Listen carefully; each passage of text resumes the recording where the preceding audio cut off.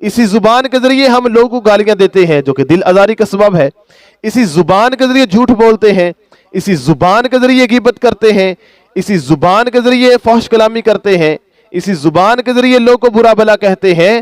تو اگر اس زبان کی حفاظت روزے کی حالت میں کی جائے گی تو یہ روزے کا ادب ہے۔ جب روزے کا ادب زبان سے بھی کیا جائے گا تو اللہ پاک بندے کو تقوی عطا فرمائے گا۔ ہر مکروہ اور مذموم چیز کو دیکھنے سے اپنے آپ کو بچا کے رکھے۔ اب روزے کے 6 آداب بھی علماء نے بیان کیے ہیں۔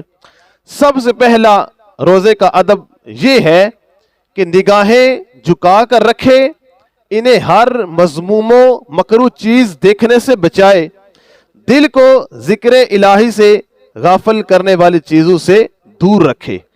یعنی اب بازار کے اندر گیا، اپنی گلی کے اندر ہے یا اپنے گھر کے اندر ہے تو اپنی نگاہ کی حفاظت کرے، اپنی نگاہ کو جھکا کے رکھے، ہر مکروہ اور مذموم چیز کو دیکھنے سے اپنے آپ کو بچا کے رکھے۔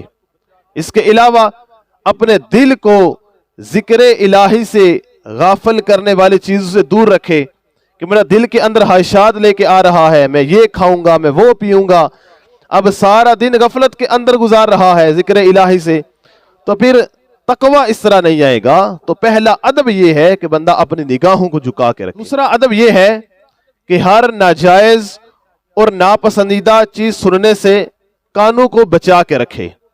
ہر ناجائز ناپسندیدہ، ناجائز کے اندر کیا ہے؟ گانے آتے ہیں، باجے آتے ہیں، غیبت آتی ہے، کوئی چغلی کر رہا ہے تو وہ سن رہا ہے، کوئی فحش کلامی کر رہا ہے تو وہ سن رہا ہے۔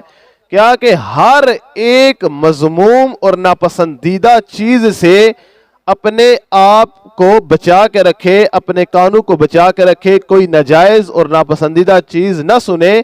تو یہ روزے کا دوسرا ادب ہے۔ روزے کا تیسرا ادب یہ ہے کہ ہاتھ، پاؤں، بقیہ اعضائے جسمانی کو بھی گناہوں سے بچا کے رکھے۔ اب ہاتھ کو گناہوں سے بچانا کیا ہے؟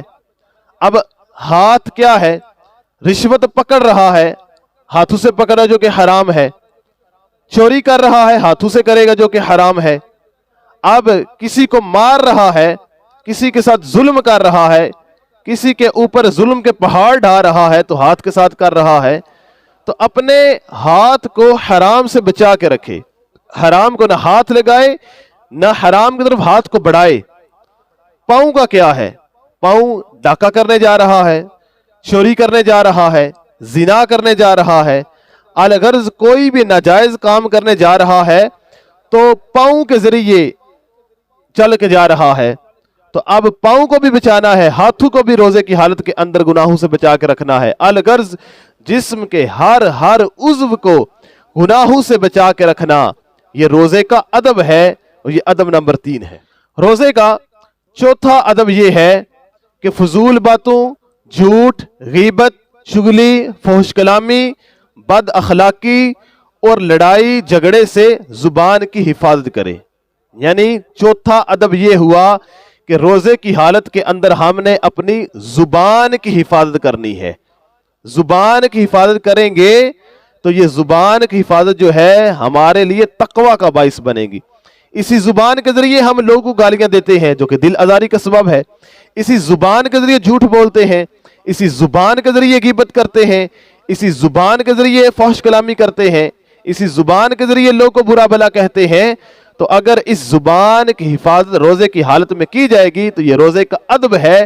جب روزے کا ادب زبان سے بھی کیا جائے گا تو اللہ پاک بندے کو تقوی عطا فرمائے گا۔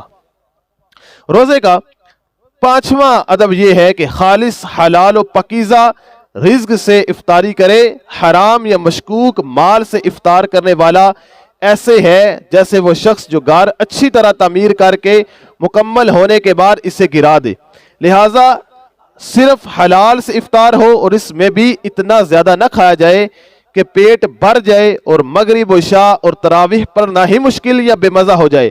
اللہ پاک کے نزدیک بھرے پیٹ سے زیادہ کوئی برتن ناپسندیدہ نہیں۔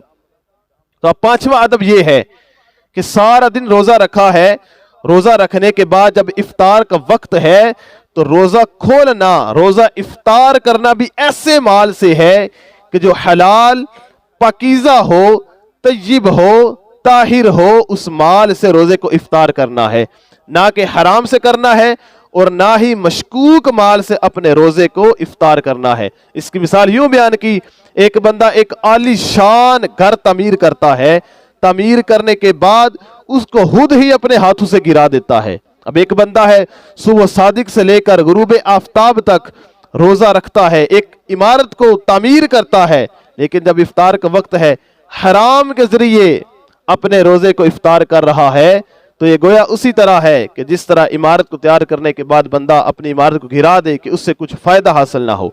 और उसके बाद ये है कि जब इफ्तार करे तो इतना ज्यादा ना खा ले कि खाने के बाद ना उससे अब मगरिब पढ़ने हो रही है, ना इशा पढ़ने हो रही है, ना तिलावत कुरान पाक हो रही है, ना नमाज तरावी अदा हो रही है, बल्कि इतना ज्यादा नहीं खाना चाहिए कि जिससे बंदे को नमाज और इबादत के अंदर परेशानी हो।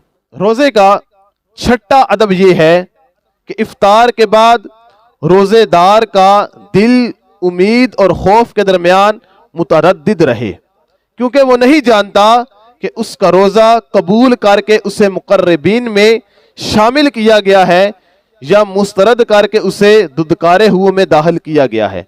उम्मीद और खौफ की ये कैफियत सिर्फ रोजों के बाद नहीं, बल्कि हर इबादत से फरागत के बाद कल्बे इंसानी की यही कैफियत होनी चाहिए। कितना प्यारा जुमला ये इरशाद फरमाया, कितना प्यारा अदब इरशाद फरमाया। रोजा रखा, रोजा रखने के बाद दिल के अंदर उम्मीद भी हो, दिल के अंदर रब का खौफ भी हो। उम्मीद यूं हो कि मैंने रोजा रखा है, मुझे मेरे रब की बारगाह में ये उम्मीद है कि मेरा रब मेरे इस रोजे को कबूल फरमाएगा। अब खौफ ये भी हो कि कहीं ऐसा ना हो कि मैंने रोजा तो रख लिया है, लेकिन मेरा मालिक, मेरा खालिक, मेरा राजिक कहीं मेरे रोजे को मुस्तरद ना कर दे और मुझे दुदकारे हुए लोगों में शामिल ना कर दे।